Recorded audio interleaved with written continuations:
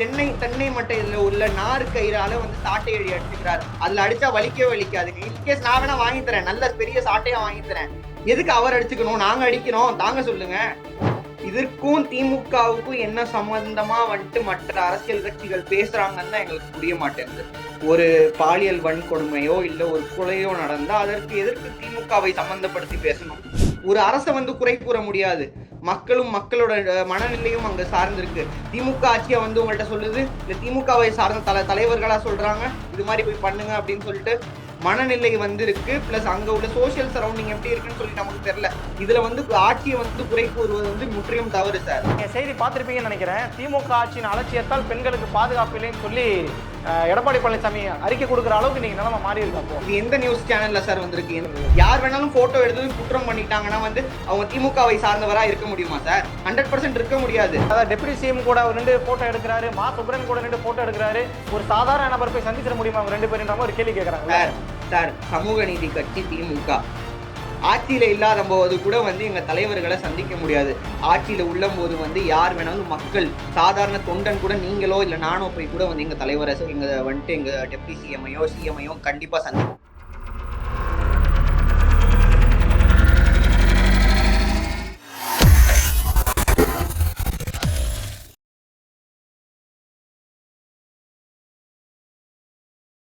ஐத்தமிழ் நேயர்களுக்கு வணக்கம். இன்றைய நேர்காணலில் நம்மோடு இணைந்திருப்பவர் திமுகவினுடைய மருத்துவ மாநில நிர்வாகி டாக்டர் காதர் அவர்கள். நேற்று கடந்த 2 நாட்களாக பேசப்பட்டிருக்கக்கூடிய அந்த அண்ணா யூனிவர்சிட்டி விவகாரத்தை குறித்து பல்வேறு கருத்துக்களை நம்மோடு பகிர்ந்து கொள்ள இணைந்திருக்கிறார். வணக்கம். வணக்கம். வணக்கம் பிரதர். நல்லா இருக்கீங்களா? மீண்டும் சந்திப்பதில் மகிழ்ச்சி.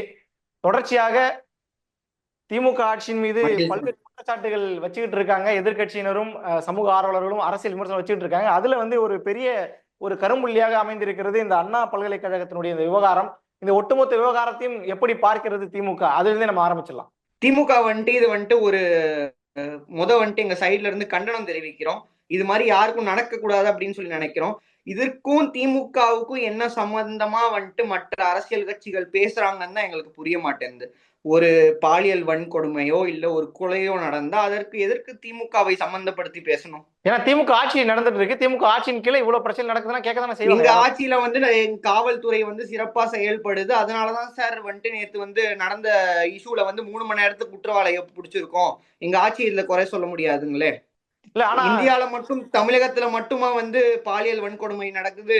இந்தியா ஃபுல்லா நடக்குது. உலகம் சார்ந்து அனைத்து உலகத்துல உள்ள எல்லா ஊர்லயும் வந்து பாலியல் வன்கொடுமைகள் நடந்திருக்கு. அதை எதற்கு வந்துட்டு திமுக ஆட்சியை மட்டும் வந்து குறை கூறுகிறார்கள் என்று புரியவில்லை எனக்கு. இல்ல, கடந்த காலத்துல எங்க நடக்குது அங்க நடக்கும் காரணம் சொன்னதுனாலதான் நம்ம எதிர்கட்சியா இருக்கும்பொழுது இதே குற்றச்சாட்டை வச்சோம்ல. பொள்ளாச்சியில இந்த பிரச்சனை நடந்துச்சு, தந்தை மகன் வந்து அடித்து படுகொலை செய்யப்பட்டார்கள் அதிமுக ஆட்சின்னு சொல்லி நம்ம பேசணும்ல. இப்ப நம்ம ஆட்சியில நடக்கும்போது கேள்வி வரதானே செய்யும். கேள்வி வரதான் சார் செய்யும். எங்க லா அண்ட் ஆர்டர் வந்து சிறப்பா இருக்கு. அதனாலதான் சார் வந்து அந்த குற்றவாளியை உடனே பிடிச்சிருக்கோம். இதே வந்து பொள்ளாச்சியில எடுத்துக்க கேஸ் பாத்தீங்கன்னா, பொள்ளாச்சி ஜெயராமன்ற சொல்ற அன்னைக்கு உள்ள துணை சபாநாயகரோட மகன் வந்து சம்பந்தப்பட்டிருந்தாரு. இன்னைக்கு அவங்க கேஸ் என்ன ஆச்சு? இன்னைக்கு ஜாலியா சுத்திட்டு இருக்காங்க அந்த பசங்க. ஒரு அரசை வந்து குறை கூற முடியாது. மக்களும் மக்களோட மனநிலையும் அங்க சார்ந்திருக்கு. திமுக ஆட்சியா வந்து உங்கள்கிட்ட சொல்லுது, இல்ல திமுகவை சார்ந்த தலைவர்களா சொல்றாங்க இது மாதிரி போய் பண்ணுங்க அப்படின்னு சொல்லிட்டு மனநிலை வந்து இருக்கு. பிளஸ் அங்க உள்ள சோசியல் சரௌண்டிங் எப்படி இருக்குன்னு சொல்லி நமக்கு தெரியல. இதுல வந்து ஆட்சியை வந்து குறை கூறுவது வந்து முற்றிலும் தவறு சார். இல்ல, நம்ம அந்த இதே குற்றச்சாட்டை நம்ம கடந்த காலத்துல வச்சோம்ல. அதிமுக ஆட்சி காலகட்டத்துல குற்றங்கள் நடக்கும்போது அதிமுக இதுக்கு வந்து பொறுப்பேற்கணும்னு சொன்னோம்ல. பொறுப்பேற்கணும்னா வந்துட்டு அங்க வந்து அவங்க குற்றவாளிகளுக்கு தகுந்த தண்டனை கொடுக்கல. நாங்க வந்து 3 மணி நேரத்துல வந்து ஒரு குற்றவாளியை பிடிச்சி வந்து அதற்கு உண்டான தண்டனை என்னென்ன இருக்கோ அதை வந்து 100% கொடுக்க நாங்க ரெடியா இருக்கோம். அன்னைக்கு வந்து அவங்க கட்சியை சார்ந்தவர், அவங்க கட்சியோட பெரிய ஒரு தலைவரோட பையன் வந்து சார்ந்திருக்காருன்னு சொல்லி அவங்க ஒரு ஆக்ஷன் எடுத்தாங்கன்னா ஜெயில போட்டாங்க. இன்னைக்கு அந்த பசங்க வந்து நடமாடுறாங்களே, அது மாதிரி ஒரு கொலை குற்றம், அது மாதிரி ஒரு ரேப் பண்ணவங்க வந்து இன்னைக்கு வந்து தூக்குல போட்டிருக்கணுமே. அது மாதிரி அவங்க வந்துட்டு சமூக நீதி ஆட்சி நல்ல ஆட்சி நடத்தியிருந்தா அதிமுகவை சார்ந்த அந்த தலைவரோ அன்னைக்கு உள்ள சிஎம்ஓ எடப்பாடியாரோ அவருக்கு தகுந்த தண்டனை கொடுத்து தூக்கு தண்டனையில போட்டிருந்தா நாங்க வந்து அது சிறப்பா வந்து நாங்க ஆதரிச்சிருப்போம். திமுக ஆட்சியில அந்த மாதிரி எத்தனை பேருக்கு தண்டனை கிடைச்சிருக்குன்னு ஒரு கேள்வி வரும்ல. திமுக ஆட்சியில யார் யார் அது மாதிரி போஸ்கோ சட்டத்திலேயோ இல்ல வந்து பாலியல் வன்கொடுமை சட்டத்துல யார் யார் வந்து கைது செய்யப்பட்டார்களோ இல்ல யார் யார் தண்டனை அனுபவிச்சிருக்காங்களோ இன்னும் எல்லாமே ஜெயில தான் இருக்காங்க. அதுக்கு உண்டான தகுந்த தண்டனையை வந்து கொடுத்துட்டு இருக்கோம். நாங்க யாரையும் ரிலீஸ் பண்ணலங்க. இது வரைக்கும் பாலியல் வன்கொடுமையோ இல்ல வந்து கொலை குற்றமோ செஞ்சவங்க பெரிய வந்து சமூக அநீதிய சமூகத்திற்காக இளைய இது வரைக்கும் நாங்க வந்து பெயில் கொடுக்கலங்க. இன்னும் தண்டனை அனுபவிச்சுட்டு இருக்காங்க. நாங்க அதிமுக அரசு மாதிரி வந்துட்டு உடனே பெயில் வெளியில போய் சுத்துங்கப்பா அப்படின்னு சொல்லி சொல்ற கட்சி நாங்க இல்ல. இந்த அது எங்க கட்சி. செய்தி பார்த்திருப்பீங்கன்னு நினைக்கிறேன். திமுக ஆட்சியின் அலட்சியத்தால் பெண்களுக்கு பாதுகாப்பு இல்லைன்னு சொல்லி எடப்பாடி பழனிசாமி அறிக்கை கொடுக்கிற அளவுக்கு நீங்க நிலைமை மாறி இருக்கா? இது எந்த நியூஸ் சேனல்ல சார் வந்திருக்கு? எந்த பேப்பர்ல அங்க வந்திருக்கு? தினத்தந்தியில வந்திருக்கு. அரசியல் விமர்சகர்களும் சமூக ஊடகங்களிலும் அதுக்கப்புறம் வந்து நியூஸ் பேப்பர்ஸும் என்ன வேணாலும் வெளியிட தகுந்த வந்துட்டு ஆதாரத்தோட வெளியிட சொல்லுங்க. அது என்னமோ அனலைஸ் பண்ணி வெளியிட சொல்லுங்க. குற்றவாளியை புடிச்சிட்டாங்க, இதுக்கு மேலதான் இன்வெஸ்டிகேஷன் நடக்கும். இன்வெஸ்டிகேஷன் நடந்ததுக்கு அப்புறம் குற்றம் சொல்லுங்க. அது எதுக்கு ஆட்சி மேல குற்றம் சொல்றீங்க?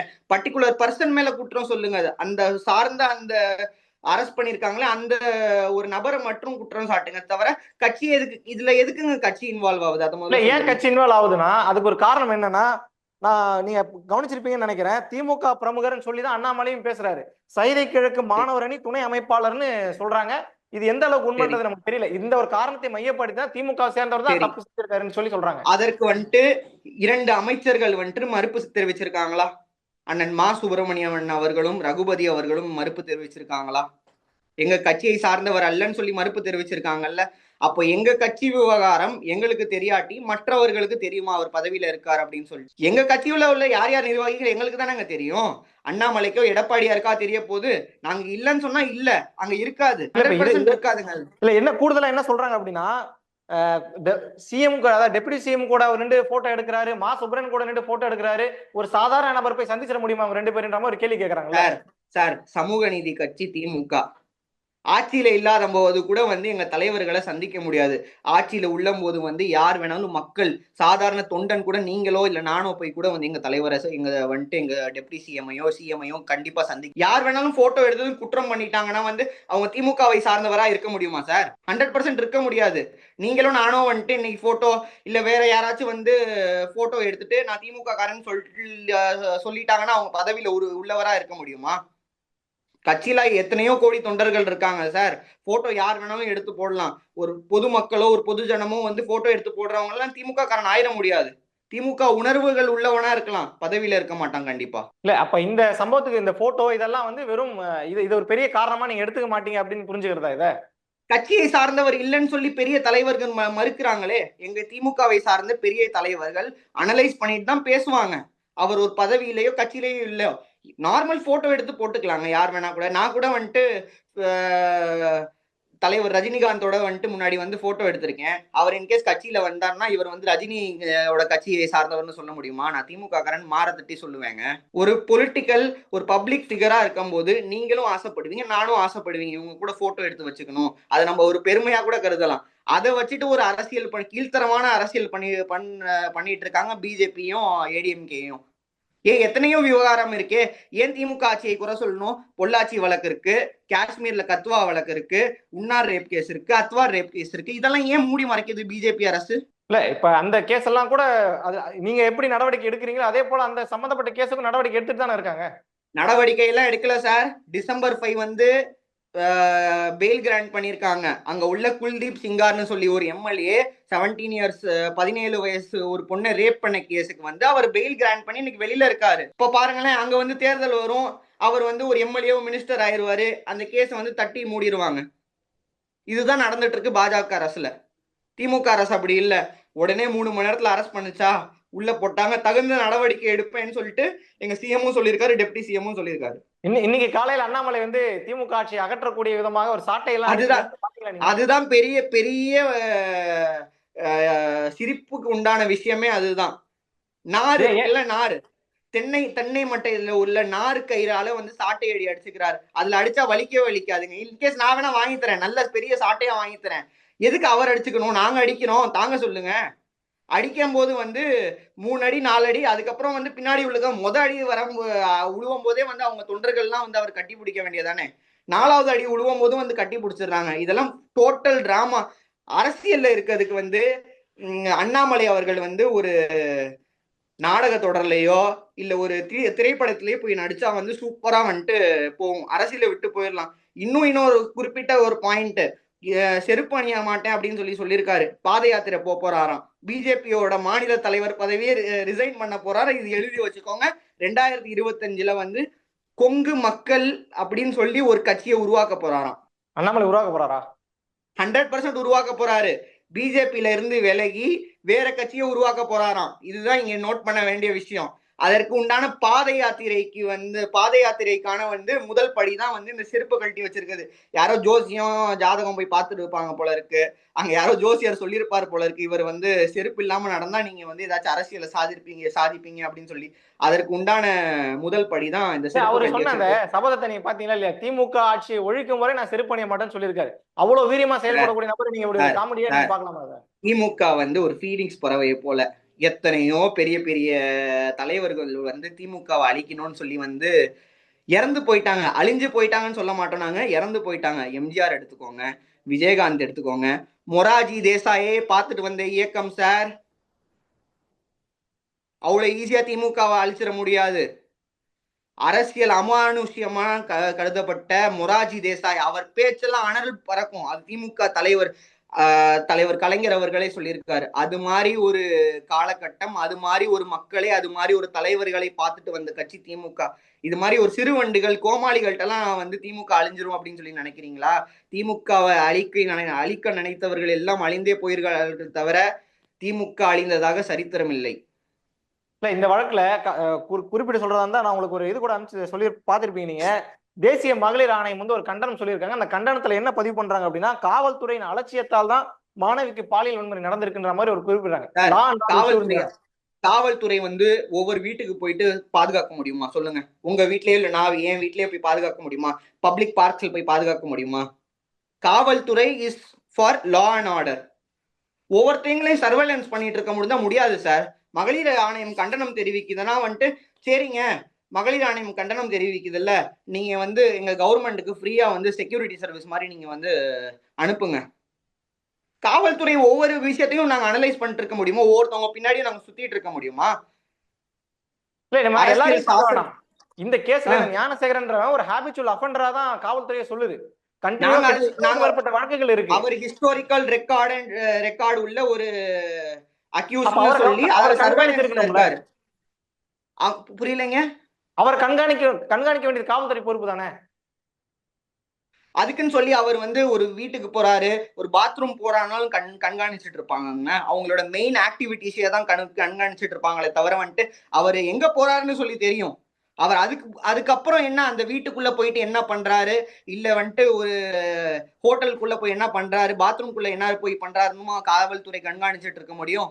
எந்தெந்த செயலை கண்காணிக்க முடியுமோ அந்தந்த செயலை கட்டுக்குள் வைத்திருக்கிறது காவல்துறை. அனைத்து செயல்களுக்கும் காவல்துறை உடந்தையாகவோ இல்ல அவருக்கு செக்யூரிட்டி கார்டாவோ ஒரு அயோக்கிய செக்யூரிட்டி கார்டா போக முடியுமா சார்? இதற்கு இன்னொன்னு சொல்லியிருக்காங்க, பிஜேபி அரசு இன்னொன்னு சொல்லியிருக்கு, அந்த எஃப்ஐஆர் லீக் ஆயிருச்சு அப்படின்னு சொல்லி. இதற்கு காரணமே பிஜேபி அரசு தானேங்க. ஐபிசில இருந்து பிஎன்எஸ் எப்போ மாத்தினாங்களோ அந்த சர்வர்ல அந்த சர்வர்ல நிறைய கோளாறு இருக்கு. இந்த ஒரு எஃப்ஐஆர் மட்டும் இல்ல, பல எஃப்ஐஆர் நாட்டுல லீக் ஆயிருக்குங்க. குறிப்பா இந்த அண்ணா யூனிவர்சிட்டியை பத்தி உங்களுக்கு நல்லாவே தெரிஞ்சிருக்கும். அது கிட்டத்தட்ட மிகப்பெரிய பாரம்பரியம் கொண்ட ஒரு பல்கலைக்கழகம். அது அந்த பல்கலைக்கழகத்துல பாதுகாப்பு குறைபாடு இருக்கு, சிசிடிவி ஃபுட்டேஜ் கேமராக்கு வேலை செய்யல. அந்த குற்றம் சாட்டப்பட்ட அந்த ஞானசேகரன் டெய்லி அங்க உள்ள போயிட்டு வரக்கூடிய அளவுக்கு அந்த காவலாளிகளோட செக்யூரிட்டி கார்ட்ஸோடு தொடர்புல இருந்திருக்காரு. இதெல்லாம் கண்காணிக்க தவறிட்டாங்கன்ற ஒரு குற்றச்சாட்டு வைக்கிறாங்கல்ல சார். இந்த இடத்துல எதுக்கு பார்க்கணும்னா, அவரு நாங்க அனலைஸ் பண்ண வரைக்கும் அவர் ஒரு கேன்டீன்ல வேலை செஞ்சதா அப்படின்னு சொல்லி சொல்றாங்க. அண்ணா யூனிவர்சிட்டியில உள்ள ஒரு கேன்டீனா? அப்போ நீங்களோ நானோ ஒரு ஸ்டாஃபா இருந்துச்சுன்னா அங்க ஆப்வியஸா நீங்க போதானே சொல்லுங்க. அங்க என்னமோ சப்ளை பண்ணிட்டு இருக்காரு கேன்டீனுக்கு அவர் பாக்ஸஸோ என்னமோ சப்ளை பண்ணிட்டு இருக்காரு. இப்போ நீங்களும் அங்க நானும் அங்க ஒரு கான்டாக்ட் எடுத்தா நீங்க உள்ள போதானே செய்வீங்க.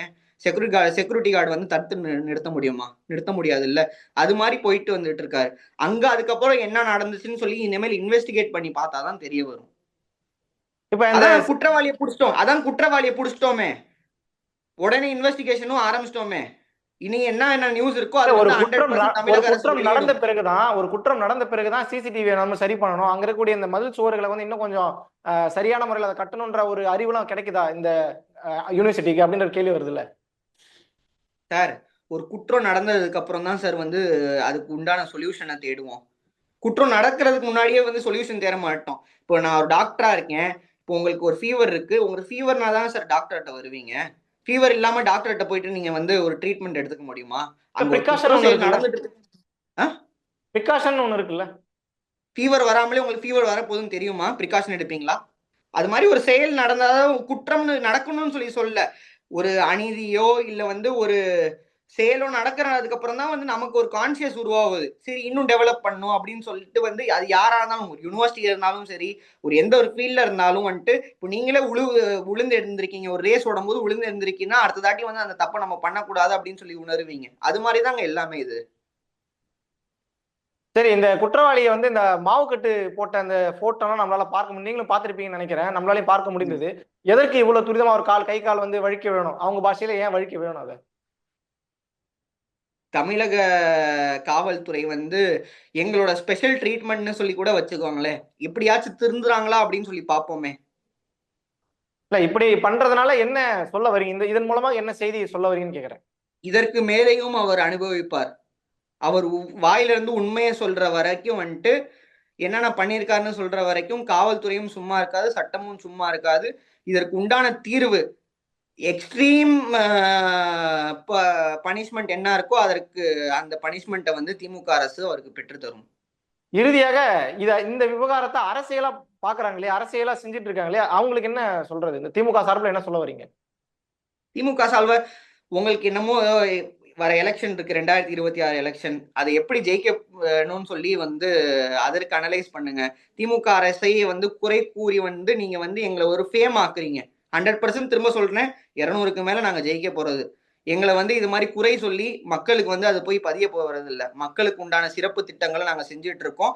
மக்களை எப்படி எப்படி பாதுகாக்கணும் அதற்கு செஞ்சுட்டு இருக்கோம். பெண்களுக்கு திமுக அரசில் பாதுகாப்பு உண்டு. இது மாதிரி குற்ற செயல்கள் 1-2 செயல்கள் நடைபெறுவதால் திமுக அரசு மீது யாரும் குற்றம் சொல்ல முடியாது. 100%. திமுக அரசு வந்து பெண்களுக்கு சிறப்பா வந்துட்டு ஸ்கீம்ஸ் தந்துட்டு இருக்கு. அந்த ஸ்கீம்ஸை வந்து பல அரசுகளும் ஃபாலோ பண்ணிட்டு இருக்காங்க. தமிழகத்துல நல்லாட்சி தான் நடந்துட்டு இருக்கு. திராவிட ஆட்சி சூப்பரா நடந்துட்டு இருக்குங்க. சரி, இனி வரக்கூடிய நாட்கள்ல இந்த வழக்கு எப்படி எல்லாம் செல்கிறது, என்ன மாதிரியான நீதி கிடைக்கிறது அந்த பாதிக்கப்பட்ட பெண்ணுக்குன்றதை நம்ம தொடர்ச்சியா நம்ம பார்க்கலாம். மீண்டும் ஒரு அமர்வுல சந்திப்போம். கண்டிப்பா. நன்றி பிரதர். ஓகே, நன்றி.